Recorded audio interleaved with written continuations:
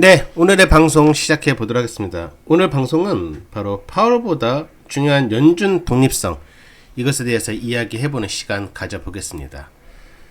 자, 맨 위에 보면은 흔들리는 무대, 하지만 움직이지 않는 의자가 보이고 있습니다. 오늘은 한 사람의 자리 이야기처럼 보이지만 사실은 금융 시스템 전체의 신뢰와 연결된 이야기를 웹툰으로 쉽게 풀어보겠습니다. 자, 겉으로는 누가 자리를 지키느냐의 문제 같지만 시장이 진짜로 보는 건 그 자리가 어떤 원칙으로 움직이느냐입니다. 한 컷씩 보면서 왜 이 이슈가 금리 뉴스가 아니라 신뢰 뉴스인지 같이 보겠습니다. 자, 흔들리는 무대, 움직이지 않는 의자. 상징이 참 강하죠. 주변은 흔들리고 있는데, 그리고 밖에서는 여러 목소리가 크게 들리고 있는데 가운데 의자는 쉽게 움직이지가 않습니다. 이게 의미하는 건 굉장히 간단합니다. 중앙은행이라는 자리는 원래 바깥 압력에 따라 바로 흔들리는 자리가 아니라는 거죠. 시장은 단순히 누가 앉아 있느냐 보다 그 자리가 얼마나 제도적으로 버티고 있느냐를 봅니다. 그래서 이 장면은 사람 한 명의 고집이 아니라 제도 자체의 무게를 보여주는 장면입니다. 두 번째, 바깥에서는 소리, 안에서는 숫자. 이게 첫 번째 장면보다 훨씬 더 중요합니다. 문 밖에는 방향을 바꾸라고 소리가 커지는데 방 안에는 숫자와 자료가 놓여져 있습니다. 이건 통화정책이 원래 여론이나 정치 구호가 아니라 물가, 고용, 성장 같은 데이터 위에서 판단돼야 한다는 뜻입니다. 시장도 바로 이 부분을 봅니다.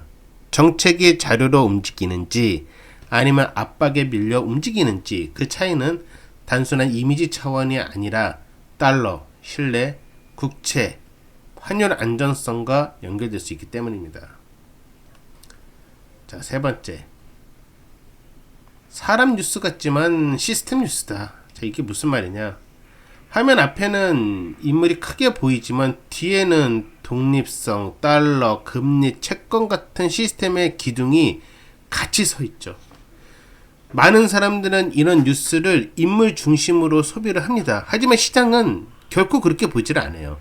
시장의 입장에서는 이 사람이 어떤 말을 했느냐 보다도 중앙은행이라는 제도가 장치와 얼마나 거리를 유지하고 있느냐가 훨씬 더 중요합니다.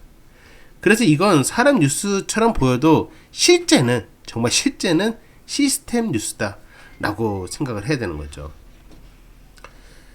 자, 다섯 번째,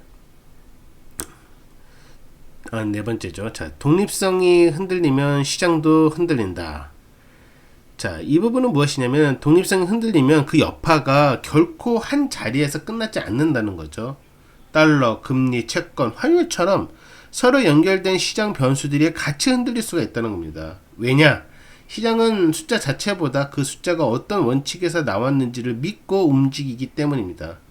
만약에 중앙은행이 정치에 따라 움직인다는 인식이 커지면 그 순간부터는 정책 발표 하나하나보다 제도 전체에 대한 의심이 커질 수밖에 없어요. 그게 바로 변동성을 키우는 시작점이 됩니다. 정리하자면 오늘 이 이슈는 한 사람의 자리처럼 보이지만 그 사람의 자리처럼 보이지만 실제로는 중앙은행의 독립성과 금융 시스템의 신뢰를 보여주는 뉴스입니다. 시장은 단순히 금리가 오르느냐 내리느냐 그것만 보는 게 아니라 그 결정이 어떤 원칙에서 나오느냐를 더 민감하게 봅니다. 결국 시장이 믿는 건 숫자 하나하나가 아니라 그 숫자를 만드는 원칙입니다. 오늘의 방송 여기까지 하도록 하겠습니다. 시청해주셔서 감사합니다.